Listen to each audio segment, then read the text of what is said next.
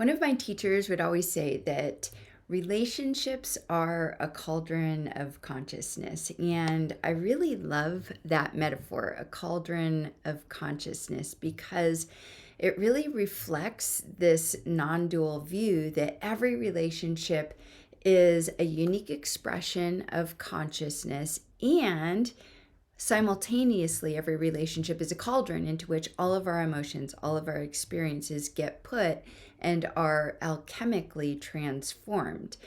And of course, when we think of relationships, it's natural first to think about our romantic partnerships, but obviously, every interaction that we have, from the briefest exchange with maybe someone at the grocery store, a stranger, to the deepest connections with our friends and family, constitutes relationships. So, relating and relationships are fundamental to our life. We relate to ourselves, to others, to the environment, to the divine, and even to concepts and ideas. Relationships challenge us, they comfort us, they ultimately serve as a path to awakening to our true nature. So, on that note, I want to do something that I really rarely do, which is share a bit of my own personal story, and it has to do with relationships and how 14 years ago I had a very radical paradigm shift in my understanding of love. And that paradigm shift has profoundly affected all of my relationships. But first, if I were to ask you to define love, I'm guessing that somewhere in that definition would likely be a description of a feeling, because that's how we experience love, as a feeling, right? But notice how when you think that love is a feeling, it immediately becomes fleeting. It comes and goes. It's unstable because it's subject to certain expectations being met. I feel love, for instance, when things go my way, when someone meets my needs or fulfills my desires. But what happens when those expectations aren't met?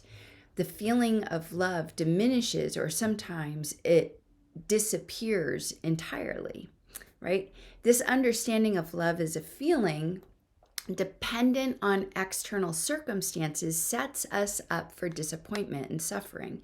It makes love conditional, something that needs to be earned or that can be lost, rather than this constant, unwavering experience in our lives. So, 14 years ago, before I met my husband, I had ended a relationship that I thought was going to be a marriage, right? And at the time, I was a single mother with an 8-year-old daughter living in the Santa Cruz Mountains, and it was literally one of the lowest points in my life. But the one thing that I did have was my spiritual practice at the time. I was meditating quite intensely at the time. And on one particular day, I was driving home through the mountain roads when I was driving an old VW Passat, and it completely broke down. Now, normally I would have handled the situation fine, but I was in this really tough place emotionally, and for my car to break down, it was like the straw that broke the camel's back. It was just that one last thing that I needed. And in that moment, I felt like my world was crashing in on me. I felt completely alone. I didn't know who to call for help. And even if I could call for help in that moment, there wasn't any cell reception where I was. So it was like I was in this pool of tears, feeling barely able to think, when suddenly it was like a veil was lifted, or something flipped, a switch flipped inside of me, and I heard this voice clearly say, "You don't need anyone to take care of you. You have me." So in that moment, I recognized that I had had a belief that I was unknowingly holding. It was that my relationship served as this badge of lovability. I had equated my worth with my relationship status, believing that being in a relationship validated my right to be loved and cared for. And this belief came with a very heavy burden that led to a lot of suffering in my life. So this voice that I was hearing wasn't like my normal internal dialogue. It countered the harsh judgment that I was imposing on myself. You don't need anyone to take care of you because you have me. this voice said. And it wasn't a thought that was coming from my mind, which at that moment, my mind was mired in self-doubt and feelings of failure. This voice was much clearer. It was more compassionate, and somehow it was much wiser. As cliche as it all sounds, it felt like a direct communication from the divine, from God. So this experience revealed something to me.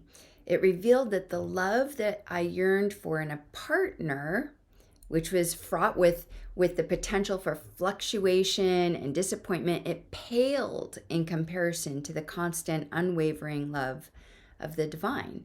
And in that moment of recognition, I had this profound sense of peace wash over me. And it felt like a deep yet subtle assurance that regardless of what my life looked like in that moment or any moment, everything would obviously be okay, right?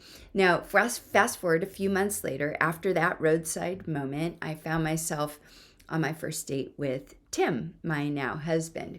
And as our date ended, Tim wrapped his arms around me, and in that embrace, I encountered the divine once again. And it was as though God was embracing me through Tim's arms. And it was a really profound moment that mirrored that experience that I had in my car. It was the same message was echoing in my heart that you don't need anyone to take care of you. You have me.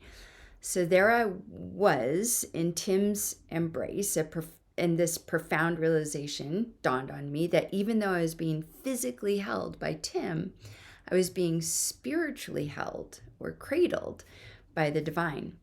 So at that time, I lacked the words to articulate this really profound understanding, but now I recognize that what I was experiencing was a direct perception of Tim's true nature, the divine expressing itself through him. And this revelation wasn't just an abstract idea, it was a visceral experience that fundamentally altered my perception of love. In fact, it radically changed how I related to everyone in my life, from my daughter and my parents to my ex-husband, to my friends, to my students, to my clients.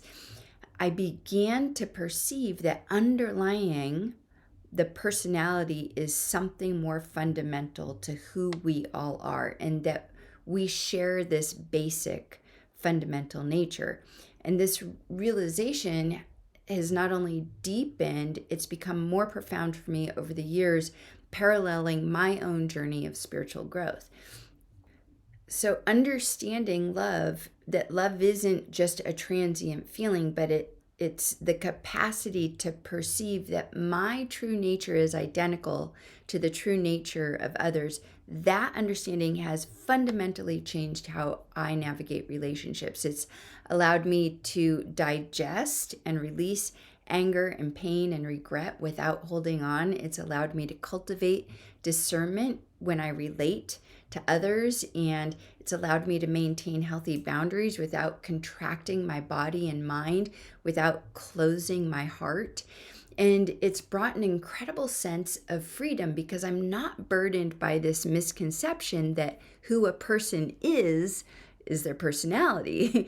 Rather, I'm able to do this thing where I can simultaneously engage and interact with a person at the personality level while deeply connecting to our shared true nature.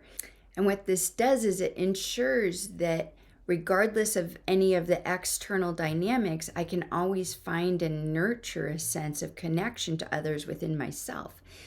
So in essence, my relationships have become a conscious path for my own awakening, because each interaction is an opportunity to practice this profound understanding. So this is a path that's accessible to everyone, and it's the inspiration behind a day-long workshop that I'm offering on April 20th called Tantric Love, Relationships as the Ultimate Path of Awakening.